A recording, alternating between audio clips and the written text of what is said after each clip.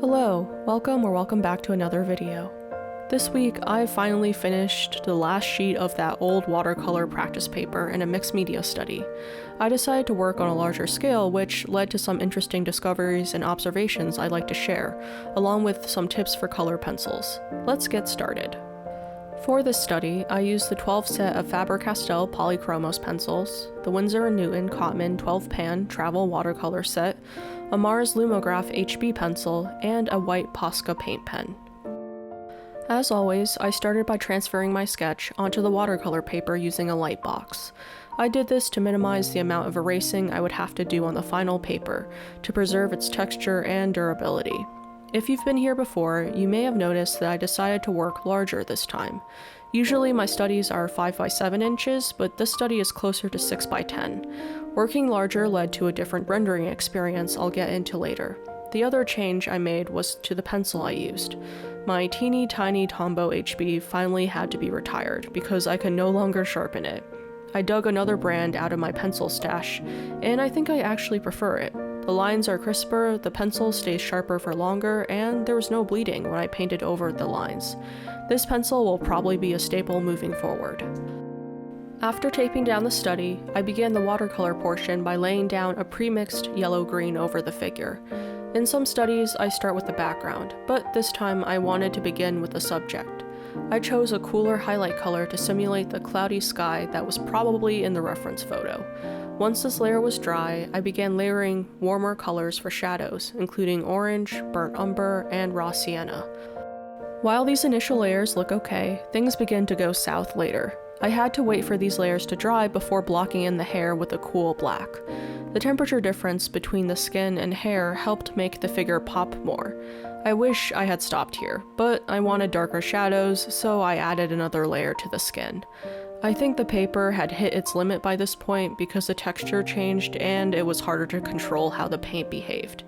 I ended up giving in and decided to move on to the background instead. In my mini studies, I liked the effect of a vignette around the figure, so I tried to replicate that by placing a light blue on the whole background and then adding some darker blue around the edges. Unfortunately, this effect became muted once this layer was dry. I tried to exaggerate it with another wash, but the paint ended up drying with little water blooms and uneven textures. Luckily for me, this unevenness will be covered with subsequent layers.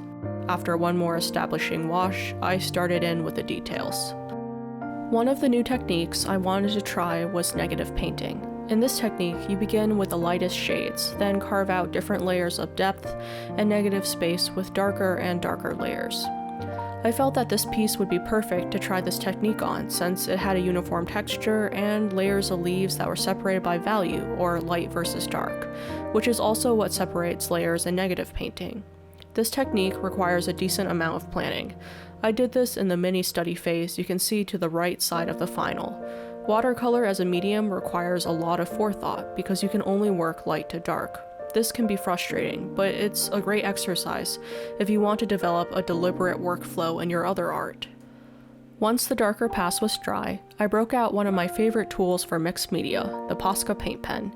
This pen is the reason why I'm now interested in trying acrylics in the future. Here, it was great at picking out the leaf vein and flower bud details on the plants. Since acrylic is waterproof when dry, I could layer over it to tint the white. I had an old, probably more than 10 years old, Winsor & Newton masking fluid bottle that definitely expired. When I tested it a couple weeks back, the liquid came out goopy, almost dried, and it ruined the paper beneath it, but somehow also didn't block out the watercolor washes.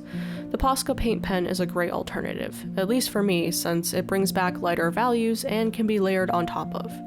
These oranges I'm laying down now would have turned out brown or green without the POSCA underlayer.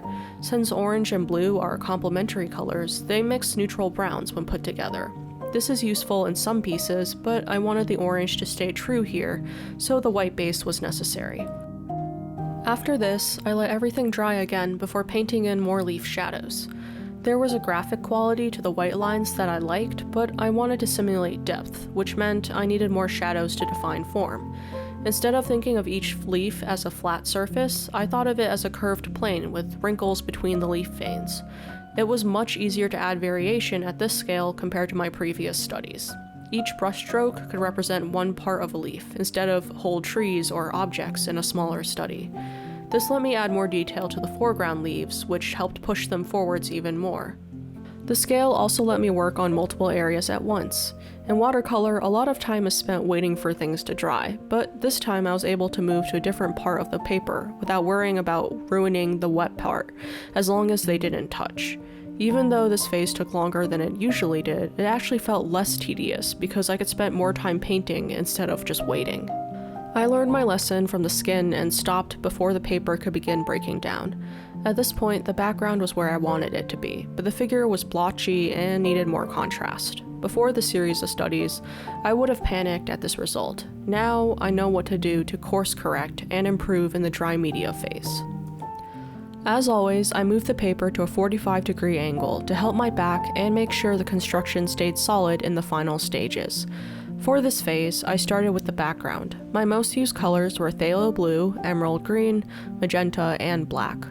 There was some brown and orange sprinkled into the seed pods/flowers, but I mostly stayed with cool colors. Part of what drew me in when looking at the reference was this limited color scheme. At its essence, this is a blue and orange piece, leaning more towards a monochromatic blue with pops of orange to add interest. At first, I wanted to preserve this simple color scheme, but I quickly accepted that I was going to have to add more color. If I had more shades of blue and color pencils or more time, I could have kept everything strictly blue. Since this was just a study, I didn't want to spend hours mixing the perfect blue to match the watercolor underpainting, so I prioritized value over color accuracy.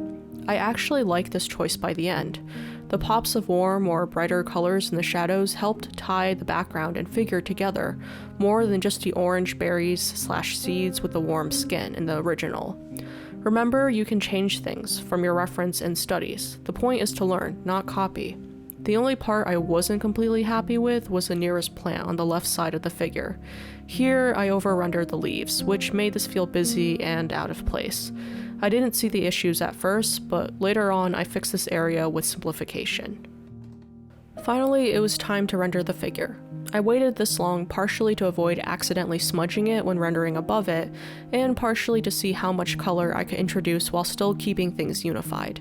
As it turns out, I could add a lot of color because of the green, blue, and magenta in the leaf shadows. After blocking in the hair, I started lightly shading in green and blue along the shadow portion of the face. The warm tone base helped neutralize these colors just enough so that they didn't look out of place. From there, it was a fairly simple, if repetitive task. Color, blend, step back, and repeat.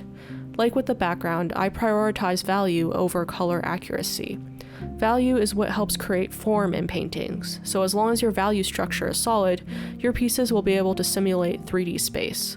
This is one of my favorite parts when rendering. I like to carve out form and gradually build up the facial features, keeping in mind the underlying muscle and skeletal structures.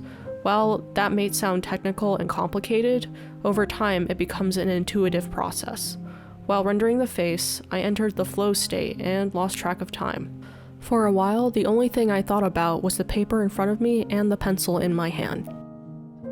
There's not much else to say about this piece, so I'm going to share a couple of tips before we get to the finishing touches. If you're like me and watercolor is still a challenge, I recommend a white color pencil. In this piece, I use the white to even out the highlights on the skin. I like Polychromos white because it's semi-transparent, so the original underpainting can peek out behind it and lend a warmth to these areas. My pencil is almost gone. Once it's finished, I'll be rebuying it, while also trying some different brands to see if I also like using a more opaque pencil in my process. My next tip is to think of the face in planes to break down complex structures. Instead of worrying about the entire feature, like the eyes, think about simple shapes and planes. The eyeball is a sphere, and the eyelids curve around that sphere. In those curves, there's both light when a plane is facing upwards, and shadow as the lids curve down. Part of what makes an eye feel three-dimensional is the shadow of the lower lid, as it curves into the skin of the cheeks. Dark shadows beneath the eyes aren't seen as beautiful in some beauty standards, but adding some shadows here actually makes your subject feel more realistic. You might not notice details like this at first, but over time, you'll pick up little nuances as you become more comfortable with the process. While rendering shadows, don't be afraid to use colors you don't normally think of using when you imagine human skin. Blues and greens can be intimidating, but like I mentioned before, these colors can be neutralized with their complements orange and red, which are naturally found in skin. Part of why I like this limited set of pencils is because it forces me to use these colors and become more comfortable with them. My last tip is to keep your pencils sharp. I sharpened these pencils multiple times during this whole process to keep their tips pointed. A sharp tip is better at distributing pigment between the bumps in the paper texture, and gives you more control over minute details. Since these pencils have a hard lead, it was easy for me to keep their tips pointed and ready to pick out individual lashes or brow hairs. Once I was happy with the figure, I moved back to the background to finish rendering the leaves. I eventually developed a workflow where I picked out the shadows first, then added green and blue around the edges to blend into the highlights. When shading the orange fruit/seeds, I use red and magenta to create shadows instead of blue and green. Yellow can look muddy very quickly, so it's best to render with similar, warm hues unless you're trying to mute the entire area, like I did with the drooping section. At this point, I saw the issues with the leaves left of the face. I decided to solve the busy color and texture issue by first neutralizing everything with white and green, then only adding a few blocks of color with magenta to create the shadows. This helped the leaves recede in space and kept the focus on the subject. After that, I was finally done. This was my biggest and longest study by far, but it's actually one of my favorites. I like the color choices I made in the pencil stage, and despite some blotchy issues, I like the watercolor underpainting as well. Anyway, I've loved these last few months of trying out new mediums and learning how to film and edit videos. Thank you to everyone who's watched, commented, and subscribed. I've learned so much doing these studies, and I can't wait to try even more moving forward with new paper. I hope you'll join me next week, and as always, I hope you create something that brings you joy this week. Bye!